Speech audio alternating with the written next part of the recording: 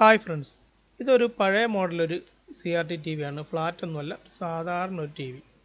അപ്പോൾ ഈ ഒരു ടി വിയിലേക്ക് നമുക്കൊരു കിറ്റ് കയറ്റണം. അതായത് നമ്മൾ ഇതിൻ്റെ ബോർഡ് കംപ്ലൈൻ്റ് ആണെങ്കിൽ നമ്മൾ സാധാരണ ചെയ്യുന്നത് ഒരു യൂണിവേഴ്സൽ കിറ്റ് മേടിച്ച് കയറ്റുക എന്നുള്ളതാണ്. അപ്പോൾ ഇതിലേക്കൊരു കിറ്റ് കയറ്റുമ്പോൾ നിങ്ങളിതൊന്ന് നോക്കിയാൽ കാണാം. ഈ ഒരു ട്യൂബിൽ നമുക്ക് നോക്കിയാൽ ഒരു 8 പിന്നുകളാണ് നമുക്ക് ഈ ഒരു ട്യൂബിൽ കാണാൻ കഴിയുന്നുള്ളത്. എന്നാൽ നമുക്കിന്ന് ലഭ്യമായിട്ടുള്ള, അതായത് ചൈനയുടെ കിറ്റുകളാണെന്ന് നമുക്ക് നിലവിൽ ലഭ്യമായിട്ടുള്ളത്. ആ കിറ്റുകളെല്ലാം തന്നെ വരുന്ന ബേസ് എന്ന് പറയുമ്പോൾ അതിൽ 10 പിന്നുകളുണ്ടാവും. ഞാനത് നിങ്ങൾക്ക് ഇന്ന് കാണിച്ചു തരാം. ഞാൻ ഇവിടെ പുതിയൊരു കിറ്റ് വാങ്ങി വെച്ചിട്ടുണ്ട്. ഈ ഒരു കിറ്റ് ഞാൻ ഒന്ന് കാണിച്ചു തരാം. ഈ ഒരു ബേസിൽ നമ്മൾ നോക്കുകയാണെങ്കിൽ ഇതിലേതാണ്ട് 10 പിന്നുകൾ ഇതിലുണ്ടാവും. 10 പിന്നുകൾ ഈ ഒരു ബേസിലുണ്ടാവും. അപ്പോൾ നമ്മൾ ഈ ഒരു ബേസ് ഉപയോഗിച്ചുകൊണ്ട് നമ്മൾ ഈ ഒരു ട്യൂബിലേക്ക് കണക്ട് ചെയ്യാൻ സാധിക്കില്ല. അപ്പോൾ ഇങ്ങനൊരു പ്രശ്നം വരുമ്പോൾ നമ്മൾക്കിതെങ്ങനെ പരിഹരിക്കാം? ഇപ്പോൾ തുടക്കക്കാർക്ക് യൂട്യൂബൊക്കെ നോക്കി കിറ്റ് ഇൻസ്റ്റാൾ ചെയ്യുന്നവർക്കാണ് ഈ ഒരു പ്രശ്നം അഭിമുഖീകരിക്കേണ്ടതായിട്ട് വരുന്നത്. അങ്ങനെയുള്ളവരെ ഉദ്ദേശിച്ചുകൊണ്ടാണ് ഈ ഒരു വീഡിയോ. അപ്പോൾ ഇങ്ങനെ ഒരു പ്രശ്നം വന്നാൽ നമ്മൾ എങ്ങനെ പരിഹരിക്കാം എന്നുള്ളതാണ് ഇന്നത്തെ ഒരു വീഡിയോ.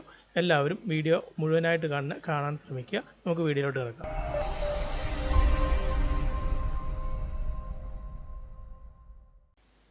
ഈ കാണുന്നത് ഒരു 8 പിന്നിൻ്റെ ഒരു ബേസാണ്. ഇത് നാരോ ടൈപ്പ് ബേസാണിത്. അപ്പോൾ ഈ ഒരു ബേസിന് ഏകദേശം 50 രൂപ താഴെയൊക്കെ വില വരുന്നുള്ളൂ.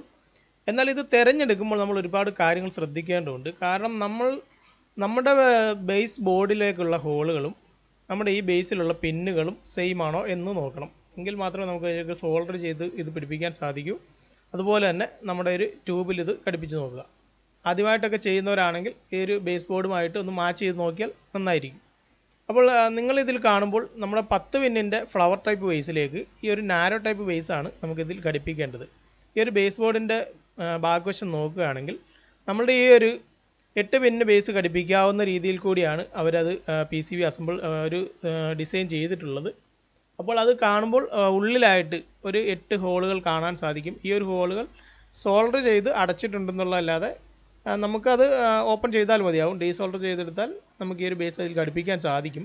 എന്നാൽ പൊസിഷൻ, അതിൻ്റെ ആംഗിൾ വ്യത്യാസം ഉണ്ടാകും. നമ്മളുടെ നിലവിലിരിക്കുന്ന ഒരു ബേസിൻ്റെ ആംഗിളും നമ്മൾ പുതിയതായിട്ട് ഘടിപ്പിക്കേണ്ട ആംഗിളും നമ്മൾ വ്യത്യാസം ഉണ്ടാകും. ബോർഡിലേക്ക് ഘടിപ്പിക്കുന്ന ആംഗിൾ വളരെ വ്യത്യാസമുണ്ട്. രണ്ടും രണ്ട് രീതിയിലാണ് ഘടിപ്പിക്കുക എന്നുള്ളത്. ഇപ്പം നിലവിലിരിക്കുന്ന ഈ ഒരു കോണിലേക്കാണെങ്കിൽ രണ്ടാമത് പിടിപ്പിക്കേണ്ടത് നമ്മുടെ ഈ ഒരു ഗ്രൗണ്ട് വരുന്ന നമ്മുടെ CRT ട്യൂബിലേക്ക് കൊടുക്കുന്ന ഗ്രൗണ്ടിൻ്റെ ഒരു സോക്കറ്റ്, ഒരു പിന്ന് അവിടെ ഉണ്ട്. ആ പിന്ന് വരുന്ന ഭാഗത്തേക്കാണ് നമ്മുടെ ഈ ഒരു ബേസിൻ്റെ ഗ്രൗണ്ട് വരുന്നത്. അപ്പോൾ ആ ഒരു പിന്ന് അതിൽ നിന്ന് അഴിച്ച് മാറ്റേണ്ടതുണ്ട്. അപ്പോൾ ഞാൻ ഡീസോൾഡർ ചെയ്യുകയാണ്. ഞാൻ നിലവിൽ ഡീസോൾഡർ ചെയ്യാൻ ഉപയോഗിക്കുന്നത് ഡീസോൾഡർ വയർ തന്നെയാണ്. മറ്റ് മാർഗ്ഗങ്ങളൊക്കെ ഉണ്ടെങ്കിലും എനിക്ക് എളുപ്പം എന്ന് തോന്നിയ ഇതാണ്. നിങ്ങൾക്ക് എളുപ്പം ആയിട്ടുള്ള മാർഗ്ഗം സ്വീകരിക്കുക ഡീസോൾഡർ ചെയ്യുന്നതിന് വേണ്ടിയിട്ട്. അപ്പോൾ ഞാനൊന്ന് ഡീസോൾഡർ ചെയ്ത് കാണിച്ചു തരാം. ഡീസോൾഡർ ചെയ്തതിന് ശേഷം നമുക്ക് ഈ ഒരു ബേസ് എങ്ങനെ കൃത്യമായിട്ട് ഇതിലേക്ക് ഘടിപ്പിക്കാമെന്നുള്ളതും ഞാൻ കാണിച്ചു തരാം. ഡീസോൾഡർ വയർ ഉപയോഗിച്ച് ഡീസോൾഡർ ചെയ്തതിന് ശേഷം നമ്മൾ പതുക്കെ എടുക്കാവുള്ളൂ, അല്ലെങ്കിൽ പ്രിൻ്റ് പൊളിഞ്ഞു പോകും. എവിടെയെങ്കിലും കിട്ടിയിട്ടില്ല എന്നുണ്ടെങ്കിൽ പ്രിൻ്റ് പൊളിഞ്ഞു പോകും. വളരെ ശ്രദ്ധിച്ച് ഏതെങ്കിലും ഭാഗം കിട്ടാണ്ടെങ്കിൽ അത് നമുക്കിതുപോലെ പിടിപ്പിച്ചെടുക്കാവുന്നതാണ്. ഇപ്പോൾ ഞാൻ ഈ ഒരു ബേസ് ബോർഡ് ഇതിൽ നിന്നും പിടിപ്പിച്ചെടുത്തിരിക്കുകയാണ്. നിങ്ങൾ കാണാം, ഇതാണ് ഇതിൽ വരുന്ന ബേസ് ബോർഡ് എന്ന് പറയുന്നത്. അപ്പോൾ ഇനി ഇതിൽ ഞാൻ ആദ്യം തന്നെ പറഞ്ഞായിരുന്നു ഒരു പിന്ന് വരുന്നത്, അതായത് ഗ്രൗണ്ടിൻ്റെ കണക്ഷൻ വരുന്ന ഒരു പിന്ന്. ആ പിന്ന് കൂടി ഊരി മാറ്റേണ്ടതുണ്ട്. കാരണം നമ്മളുടെ പുതിയ ബേസ് വരുന്നത് ആ ഒരു പിന്നിരിക്കുന്ന ഭാഗത്തേക്കാണ് പുതിയ ബേസിൻ്റെ ഗ്രൗണ്ട് വരുന്നത്. അപ്പോൾ ആ ഒരു പിന്ന് കൂടി ഊരി മാറ്റണം. ഞാൻ അതും കൂടി ഊരി മാറ്റുകയാണ്. ഓക്കെ, ഇനി നമുക്ക് ഈ ഒരു ബേസ് നമ്മുടെ ഒരു ബേസ് ബോർഡിലേക്ക് വെച്ച് നോക്കാം. ചൈന കിറ്റുകളിലെല്ലാം തന്നെ ഈ ഒരു ഓപ്ഷൻ വരുന്നുണ്ട്. ഇതിനെക്കുറിച്ച് അറിയാത്തവരാണ് ഇതിങ്ങനെ വരുമ്പോൾ നമുക്ക് ഇതൊരു ബുദ്ധിമുട്ടുണ്ടാക്കുന്നത്. അപ്പോൾ എല്ലാ ചൈന കിറ്റിലും ഈ ഒരു ഓപ്ഷൻ ഉൾപ്പെടുത്തിക്കൊണ്ട് തന്നെയാണ് അവർ ബേസ് ബോർഡ് തയ്യാറാക്കുന്നതും. അപ്പോൾ നമുക്കിതൊന്ന് സോൾഡർ ചെയ്തെടുക്കാം. ബേസ് അതിലേക്ക് കൃത്യമായിട്ട് ഇറക്കി വെച്ചതിന് ശേഷം സോൾഡർ ചെയ്യുകയാണ്. സോൾഡർ ചെയ്യുമ്പോൾ കൃത്യമായിട്ട് ഫ്ലെക്സ് അപ്ലൈ ചെയ്യാൻ ശ്രമിക്കണം, അല്ലെങ്കിൽ ഡ്രൈ സോൾഡറിങ് ആകാനൊക്കെ സാധ്യതയുണ്ട്. കണക്ഷനൊന്നും കൃത്യമായിട്ട് ലഭിക്കില്ല. അതുകൊണ്ട് കൃത്യമായിട്ട് നമുക്ക് ഫ്ലെക്സ് ഉപയോഗിച്ചുകൊണ്ട് തന്നെ സോൾഡർ ചെയ്തെടുക്കുക. ഇത് സോൾഡർ ചെയ്തതിന് ശേഷം നമുക്കിതിൻ്റെ വയറുകളൊക്കെ ഒന്ന് കണക്ട് ചെയ്യാം. ഞാനത് കാണിച്ചു തരാം. ഇനി നമുക്ക് നമ്മുടെ CRT ട്യൂബിലേക്കുള്ള ഒരു ഗ്രൗണ്ട് കണക്ഷൻ, അതിനുള്ള ഒരു പിന്ന് നമ്മൾ ആദ്യം ഊരിയെടുത്തായിരുന്നു. അത് ഈ ഒരു ബോർഡിൽ നമുക്ക് ഗ്രൗണ്ട് വരുന്ന എവിടെയെങ്കിലും ഒക്കെ ഹോൾ ഇതുപോലെ ഉണ്ടാവും. ഗ്രൗണ്ട് വരുന്നത് എവിടെയെന്ന് വെച്ചാൽ അത് നമ്മൾ നോക്കിയതിന് ശേഷം നമുക്ക് ഈ ഒരു ഗ്രൗണ്ടിൻ്റെ ഒരു പിന്ന് കൂടി അതിലേക്ക് സോൾഡർ ചെയ്ത് വയ്ക്കാം. ഓക്കെ, ഇനി നമുക്ക് നമ്മളുടെ ഈ ഒരു വയറുകളൊക്കെ കണക്ട് ചെയ്യാം. കൃത്യമായിട്ട് ഊരിയെടുത്ത പോലെ തന്നെ അതാത് ഹോളിൽ വെച്ച് നമുക്കിത് സോൾഡർ ചെയ്തെടുക്കാം. ഇത് ആദ്യം തന്നെ ഒരു ഫോട്ടോ എടുത്ത് വെക്കുക. അതായത് യൂട്യൂബ് നോക്കിയൊക്കെ ചെയ്യുന്നവരോടാണ് ഞാൻ പറയുന്നത്. ആദ്യം തന്നെ ഒരു ഫോട്ടോ എടുത്ത് വെക്കുക, എന്നിട്ട് അതേപോലെ യഥാസ്ഥാനത്ത് തന്നെ പിടിപ്പിക്കുക. അപ്പോൾ ഒരുപാട് പേര് യൂട്യൂബ് നോക്കിയൊക്കെ ഇതുപോലെ CRT കിറ്റ് ഇൻസ്റ്റാൾ ചെയ്യുന്നുണ്ട്. അപ്പോൾ അങ്ങനെയുള്ളവർക്ക് ഇത് വിട്ടു പോകാതിരിക്കുന്നതിന് വേണ്ടി ഒരു ഫോട്ടോ എടുത്ത് വെച്ചാൽ നന്നായിരിക്കും. ഇനി നമ്മുടെ ഈ ഒരു പഴയ ബേസിൽ നിന്ന്, പഴയതല്ല, നമ്മുടെ ഈ ഒരു കിറ്റിൽ വന്ന ബേസിൽ നിന്നും ഈ ഒരു റെഡ് വയർ LOTയിൽ നിന്ന് വരുന്ന ഒരു വയറാണിത്.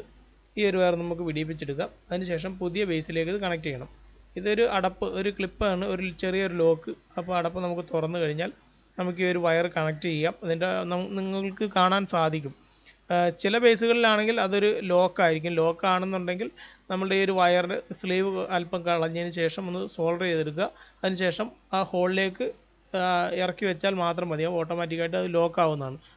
ഇത് നമ്മളിപ്പോൾ നിലവിലിരിക്കുന്ന ബേസ് എന്ന് പറയുമ്പോൾ അത് സോൾഡർ ചെയ്ത് വെക്കേണ്ട ഒരു ബേസാണ്. അപ്പോൾ ഈ ഒരു ബേസിലേക്ക് ഈ ഒരു വയറൊന്ന് സോൾഡർ ചെയ്ത് വെക്കുകയാണ്. എല്ലാ ബേസുകളും ഇങ്ങനെ ആയിരിക്കണമെന്നില്ല. ചിലതിലേക്ക് അതൊരു ലോക്ക്, ചെറിയൊരു ലോക്ക്, ഒരു ഹോളായിരിക്കും. ആ ഹോളിൻ്റെ ഉള്ളിലേക്ക് സ്ലീവ് കളഞ്ഞതിന് ശേഷം ഒന്ന് സോൾഡർ ചെയ്ത് ഉള്ളിലേക്കൊന്ന് ഇറക്കി വെച്ചാൽ മതിയാവും. അപ്പോൾ ഞാൻ ഈ ഒരു വയർ കൂടി പിടിപ്പിച്ചിരിക്കുകയാണ്. ഇപ്പോൾ നമ്മുടെ ഒരു ബേസ് ബോർഡിൻ്റെ പണി കഴിഞ്ഞിട്ടുണ്ട്. ഇപ്പോൾ നമ്മൾ ഈ ഒരു സോൾഡർ ചെയ്ത് കഴിയുമ്പോഴത്തേക്ക് തിന്നർ ഉപയോഗിച്ച് ഈ ഒരു ബോർഡ് ഒന്ന് ക്ലീൻ ചെയ്തെടുക്കുകയാണ്. നമ്മുടെ ഒരു ഫ്ലെക്സിൻ്റെ അംശവും അതുപോലുള്ള ഈർപ്പം എപ്പോഴും നിൽക്കുന്ന ഒരു ഭാഗമാണ് നമ്മൾ സോൾഡർ ചെയ്ത് കഴിയുമ്പോൾ. അപ്പോൾ അതൊന്നും ഇതുപോലെ തിന്നർ ഉപയോഗിച്ച് കഴുകി വൃത്തിയാക്കുകയാണെങ്കിൽ അതിൽ കാർബൺ ടെസ്റ്റുകളൊന്നും വന്ന് അടിയില്ല.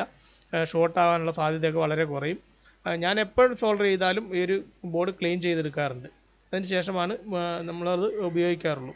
അപ്പോൾ ഞാൻ ഈ ഒരു ബേസ് ബോർഡ് നമ്മുടെ CRTയിലേക്ക്, നമ്മുടെ ട്യൂബിലേക്ക് ഇത് പിടിപ്പിക്കുകയാണ്. കറക്റ്റായിട്ട് അത് വെച്ച് കഴിഞ്ഞു. അതിന് ശേഷം LOTയിൽ നിന്നുള്ള ഈ ഒരു EHD ക്യാപ്പ്, ഒരു വയറൊക്കെ കൃത്യമായിട്ട് പിടിപ്പിക്കണം. ഇത് ഊരിയെടുക്കുമ്പോൾ വളരെ ശ്രദ്ധിക്കണം. ഷോക്ക് ഏൽക്കാനൊക്കെ സാധ്യതയുള്ള ഒരു ഏരിയയാണ് നമ്മുടെ ഒരു CRT ബേസ് എന്ന് പറയുന്നത്. നമ്മുടെ ഒരു EHD ക്യാപ്പ് എന്ന് പറയുന്നത്. അപ്പോൾ ഞാനൊരു കിറ്റ് എങ്ങനെയാണ് പ്രോപ്പറായിട്ട് ഇൻസ്റ്റാൾ ചെയ്യുന്നതെന്നുള്ള വീഡിയോ ഇതിനു മുമ്പ് ഞാൻ ചെയ്തിട്ടുണ്ട്. നിങ്ങൾ കണ്ടിട്ടില്ലെങ്കിൽ ഈ ഒരു വീഡിയോ, ഇപ്പോൾ ഈ വരുന്ന ഐ ബട്ടണിൽ വരുന്ന ഈ ഒരു വീഡിയോ ക്ലിക്ക് ചെയ്താൽ നിങ്ങൾക്കത് കാണാൻ സാധിക്കും. ഞാനിതൊന്ന് ടെസ്റ്റ് ചെയ്യണം. അതുകൊണ്ട് ഈ ഒരു വീഡിയോയിൽ ഞാനത് കൃത്യമായിട്ടും എല്ലാ കാര്യങ്ങളും ഉൾപ്പെടുത്തുന്നില്ല. മെയിനായിട്ടുള്ളൊരു വിഷയം ഇതായിരുന്നു. നമ്മുടെ 8 പിന്നുള്ള ഒരു ട്യൂബിലേക്ക് എങ്ങനെയാണ് ഒരു കിറ്റ് ഇൻസ്റ്റാൾ ചെയ്യുക എന്നുള്ളൊരു കൺഫ്യൂഷൻ വരുമ്പോൾ എങ്ങനെ പരിഹരിക്കാമെന്നുള്ളതായിരുന്നു ഇന്നത്തെ മെയിനായിട്ട് നമ്മൾ ഉദ്ദേശിച്ചിട്ടുണ്ടായിരുന്നത്. അപ്പോൾ ഞാൻ ഈ ഒരു കിറ്റ് ഓൺ ചെയ്തപ്പോൾ ഇത് നമ്മൾ TV ഓൺ ആയിട്ടുണ്ട്. നിങ്ങളിപ്പോൾ ഈ വെട്ടൽ കാണുന്നത് ഇത് TVയുടെ പ്രശ്നം കൊണ്ടല്ല. നമ്മൾ ഫോണിലാണ് വീഡിയോ എടുക്കുന്നത്. ക്യാമറയിലേക്ക് ലൈറ്റ് അടിക്കുമ്പോൾ അത് ഓട്ടോമാറ്റിക്കായിട്ട് ഉണ്ടാകുന്നതാണ്. അപ്പോൾ ഞാൻ ഈ ഒരു കിറ്റ് ഇൻസ്റ്റലേഷൻ ഫുള്ളായിട്ട് ചെയ്ത് കഴിഞ്ഞു. ഇനി നമുക്കിന്ന് ടെസ്റ്റ് ചെയ്യുകയാണ്.